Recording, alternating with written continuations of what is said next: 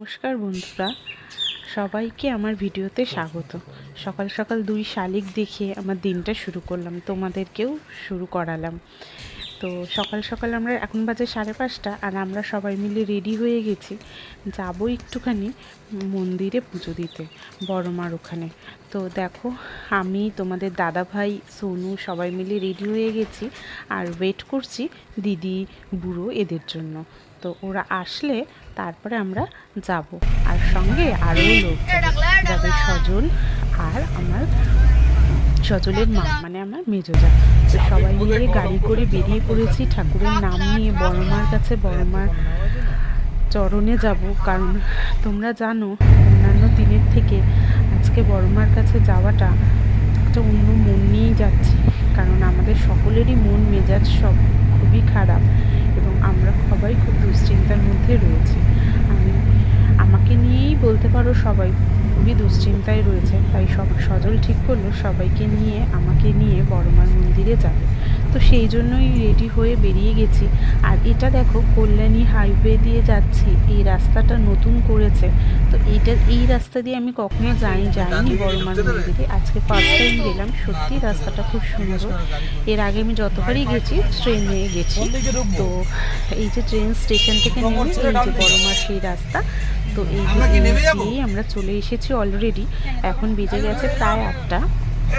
তো বড়মার মন্দিরে যাবো, নেমে দেখো সোজা মায়ের চরণে পুজো দেবো। আজকে সেই উদ্দেশ্যে রওনা হয়েছে।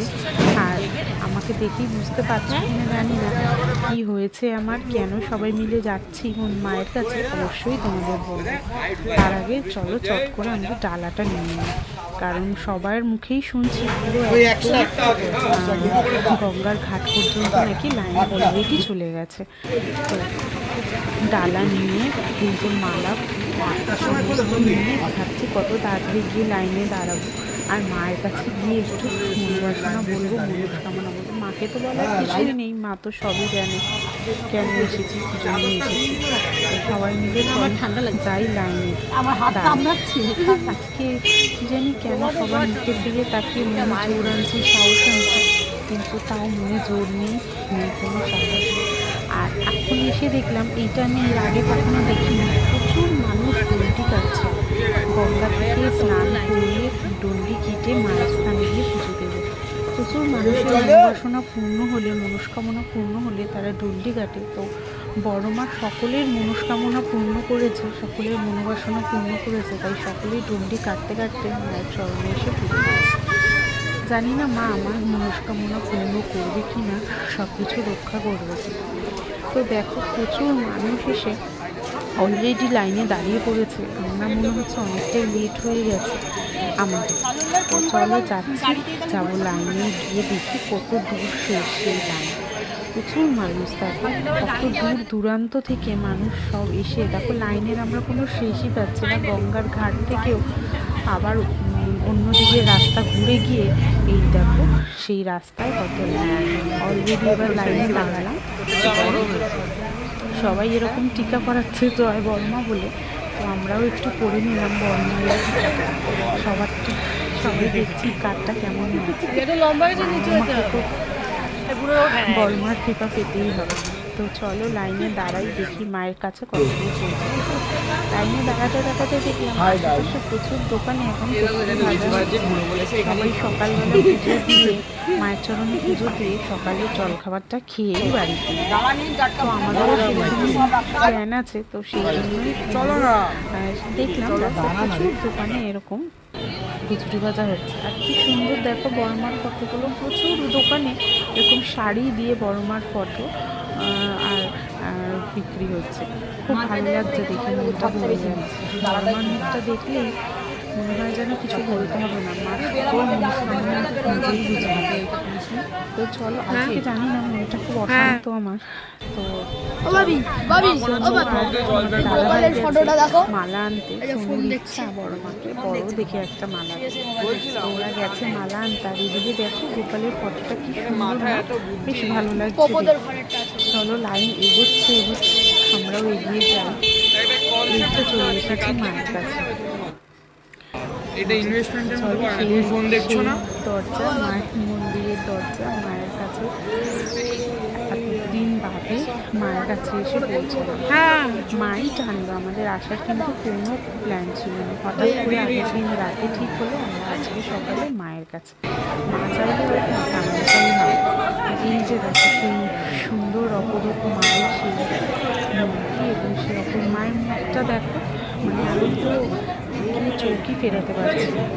আগের দিন এসেছিলাম, এতটা টাইম পাইনি মায়ের কাছে দাঁড়াতে, আজকে অনেকটা টাইম লাগবে মায়ের পুজো দিতে পারবো।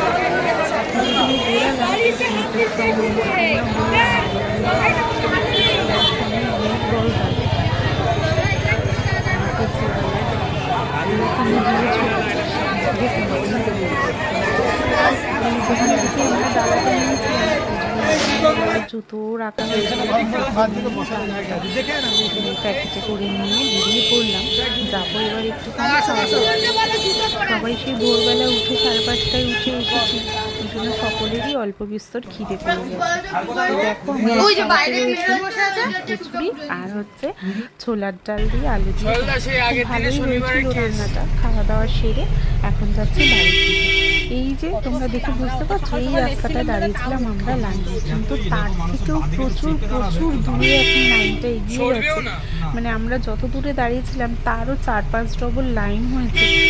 কত দূর দূরান্ত থেকে সব ভক্তরা মায়ের কাছে ছুটে এসেছে। দেখো তারা এত বেলা হয়ে গেছে, কত বয়স্ক ছোট মানুষ বয়স্ক মানুষ সকলেই এসেছে। তারা কিন্তু কেউ বুঝতেও পারছে না যে কত দিনের বেলা হবে পুজো দিতে, সব জেনেও তারা এসেছে মায়ের কাছে শুধু মায়ের মুখটা দেখতে বলে এবং মায়ের কাছে মনস্কামনা জানাবে বলে।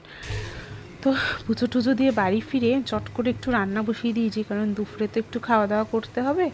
মানে দাদাভাই গেছে পুজোটা দিতে, আর আমি এদিকে দেখো ভাত দিয়ে ওলকচু সিদ্ধ ভাত বসিয়েছি, আর এখানে একটু সয়াবিন দিয়ে আলু দিয়ে তরকারি করছি।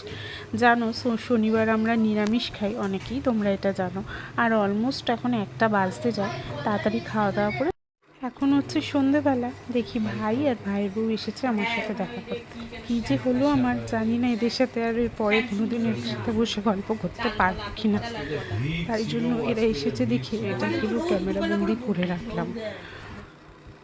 তোমাদের বলি আমার কি হয়েছে। তোমরা জানো আমি সুশ্রুতে দেখাচ্ছিলাম, তো আমাদের লাস্ট টাইম বলেছিল বৃহস্পতিবার সমস্ত রিপোর্ট নিয়ে যেতে, ব্লাড টেস্ট ইসিজি সব রিপোর্ট নিয়ে বৃহস্পতিবার সকালে 11:30টায় অ্যাপয়েন্টমেন্ট ছিল। যথারীতি আমরা পৌঁছে গেছি, যাচ্ছি। আমি প্রচণ্ড পরিমাণে ঘুরে জানি এটাকে ভর্তি করতেই হবে, অপারেশন করতেই হবে, কিন্তু ডেট টাইম আজকে ডক্টর দেবেন। তো সেই জন্যই প্রচণ্ড টেনশন নিয়েই যাচ্ছি ডক্টরের কাছে, দেখা যাক ডক্টর কী বলে। এসে গেছি, ডক্টর সমস্ত রিপোর্ট দেখে আমাদের টাইম দিলেন নেক্সট ওয়েডনেসডে, মানে বুধবার হবে আমাদের রুটি। তাই বাকি ফর্মালিটিস এবং টাইমটাই জানার জন্য এখানেই আমরা বসে রয়েছি। এখানে কনসালটেশন রুমে সমস্ত ডিটেলস দেবে, আর তাছাড়া যেসব ফর্মালিটিস আছে কাগজপত্র সেগুলোই এখানে সমস্ত জানার জন্য বসে রয়েছে। আর আমাকে দেখছে ডক্টর রাকা চ্যাটার্জি, উনি বড় আই স্পেশালিস্ট, তো সেই জন্যই এখানে বসে আছি। সমস্ত জানার পর কিছু জেরক্স করার ছিল, সেগুলো জেরক্স করতে এসেছি। সামনেই জেরক্সের দোকান, সুশ্রুত ভেতরেই রয়েছে। আর কত বড় বিল্ডিংটা দেখো, কত বড় হসপিটাল। এবং এই এত সকালে আমি কোনোদিনই আসিনি, দেখো দিনের বেলা প্রচুর লোকজনের এখানে আগমন, মানে প্রচুর লোক দূর দূরান্ত থেকে আসে তাদের চিকিৎসা করতে।